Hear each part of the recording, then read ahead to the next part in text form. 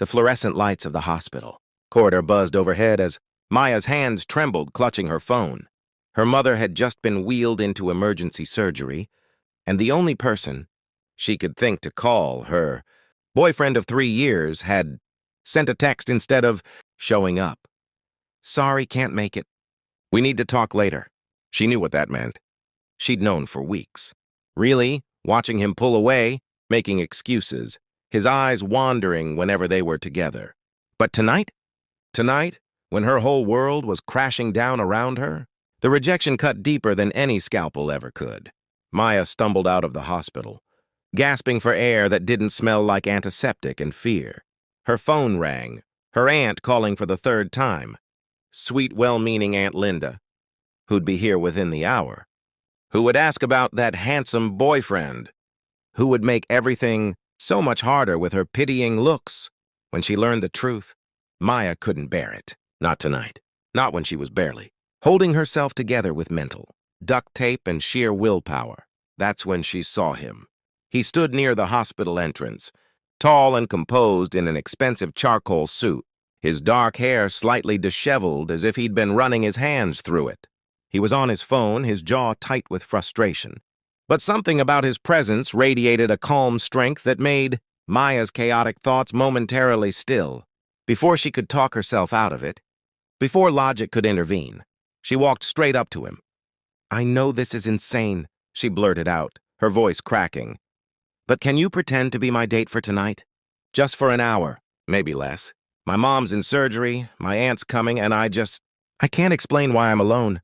Not tonight, please." The man lowered his phone slowly, his steel gray eyes widening. Most people would have walked away, called security, thought she was unhinged. But something flickered across his face, recognition, maybe, of desperation he'd once known himself. "What's your name?" he asked, his voice deep and unexpectedly gentle. Maya Rodriguez." He studied her for a long moment, taking in her tear-stained cheeks, her wrinkled scrubs. She'd come straight from her shift as a physical therapy assistant, and the raw vulnerability in her eyes. "Ethan," he said finally, extending his hand. "Ethan Cole, and yes, I'll help you." Relief flooded through her so powerfully that her knees nearly buckled. "Thank you. God, thank you. I just need you to sit with me, maybe hold my hand when my aunt gets here. She's old-fashioned and she worries, and I can't handle her worrying about my relationship status when my mom is—" Her voice broke. Ethan's expression softened. Without a word, he gently guided her back inside, his hand barely touching her elbow, respectful of her space yet somehow steadying. They settled into the uncomfortable plastic chairs of the waiting room, and Maya found herself pouring out the whole story. Her mother's sudden collapse, the emergency surgery for a brain aneurysm, the boyfriend who couldn't be bothered to show up. "I'm sorry," she said, wiping her eyes with the back of her hand. "You don't need to hear all this." "Everyone needs someone to hear them," Ethan replied quietly. "Especially on the worst nights." There was something in the way he said it that made Maya look at him more carefully. Beneath the expensive suit and confident bearing, she saw the shadows under his eyes, the weight he carried in the set of his shoulders. "Are you here for someone too?" she asked. A muscle ticked in his jaw. My father. He passed 2 hours ago." The air rushed out of Maya's lungs. "Oh my God, I'm so sorry. You should be with your family, not—" "My family is—" He paused, choosing his words carefully. "Complicated. They're handling arrangements. I needed air. And then you appeared, needing help I could actually give. Sometimes helping someone else is exactly what we need." Before Maya could respond, Aunt Linda burst into the waiting room, her silver hair wild, her face creased with worry. "Mija, I got here as fast as I could. Have you heard anything? Where's that boyfriend of yours?" Ethan stood smoothly, moving beside Maya and taking her hand. His palm was warm, solid, real. "Mrs. Rodriguez?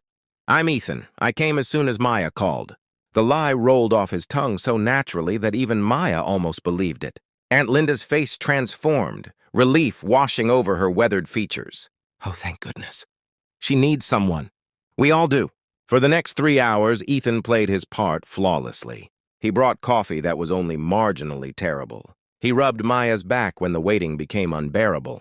He answered Aunt Linda's probing questions with just enough detail to be believable, but vague enough to avoid tripping up. He was attentive without being overbearing, present without taking up too much space. But it was the small moments that undid Maya completely. The way he noticed when her breathing became shallow and quietly talked her through it. The way he stepped away to make hushed phone calls, handling what she later realized must have been his own. Father's funeral, arrangements while pretending to check work emails. The way he met her eyes when the surgeon finally emerged and squeezed her hand 3 times, a silent message. "You've got this." "The surgery went well," Dr. Patel announced, his tired smile genuine. "She's stable. She'll need time to recover, but she's going to be okay." Maya collapsed against Ethan, sobbing with relief, and he held her without hesitation, one hand cradling the back of her head, the other wrapped around her shoulders. She felt his chest rise and fall, steady and sure, an anchor in her storm. "Thank you," she whispered against his jacket. "Thank you for being here." "There's nowhere else I'd rather be," he murmured, and she believed him. Hours later, after Aunt Linda had gone home and Maya's mother was settled in recovery, she and Ethan found themselves back in the hospital corridor where they'd met. "I should let you go," Maya said, exhaustion pulling at every muscle. "You've already done so much more than I had any right to ask." Ethan smiled, the first real smile she'd seen from him all night, and it transformed his entire face. "Maya, I need to tell you something. I wasn't entirely honest with you." Her heart sank. Of course. It had been too perfect, too kind. He was married. Or this was some elaborate prank, or, "My name is Ethan Cole. I'm the CEO of Cole Industries." Maya blinked. Cole Industries, the massive corporation that owned half the commercial real estate in the city. She'd seen the name on buildings her entire life. "Why would you, a CEO, agree to help a stranger?" she asked, bewildered. His expression grew distant. "My father built that company from nothing. He was brilliant, ruthless, successful. He was also alone when he died, because he never learned that money can't buy the things that matter.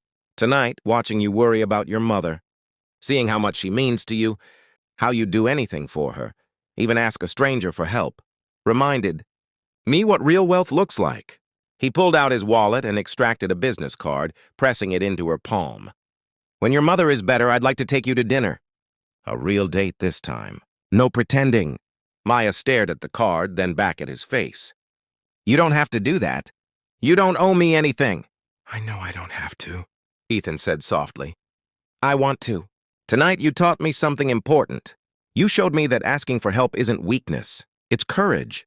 And that showing up for someone, even a stranger, even on the worst night of your life, can save 2 people instead of just one." Tears spilled down Maya's cheeks again, but this time they were different. These were tears of unexpected hope, of connection forged in crisis, of the beautiful reminder that kindness still existed in a world that often felt cold. "I'd like that," she whispered. "I'd really like that." 3 months later, Maya stood in her mother's kitchen, helping prepare dinner. Her mother, recovered and feisty as ever, stirred a pot of pozole and glanced at her daughter with knowing eyes. "So this Ethan of yours?" she said casually. "When do I get to properly meet the man who held my daughters hand through the worst night of our lives?" Maya smiled, touching the simple but elegant necklace Ethan had given her. Not expensive, just meaningful, engraved with coordinates of the hospital where they'd met. "He's coming tonight. And Mama?" "He's not pretending anymore." "Neither am I." Her mother set down the spoon and pulled Maya into a tight embrace. "Mia, the best love stories don't start with perfect circumstances. They start with perfect hearts finding each other when they need it most." Outside, a car pulled up. Through the window, Maya watched Ethan emerge, carrying flowers for her mother and wearing the same gentle smile that had first given her hope on that terrible night. He caught her eye through the glass and waved, and Maya's heart swelled with gratitude, not just for the CEO who'd said yes to a desperate stranger, but for the man who'd shown her that humanity's greatest superpower is the choice to show up, to be present, to care. Sometimes the people who save us are the ones we least expect. And sometimes, in our darkest moments, a stranger becomes the reason we remember that the world is still good, that people still care, and that love still finds a way.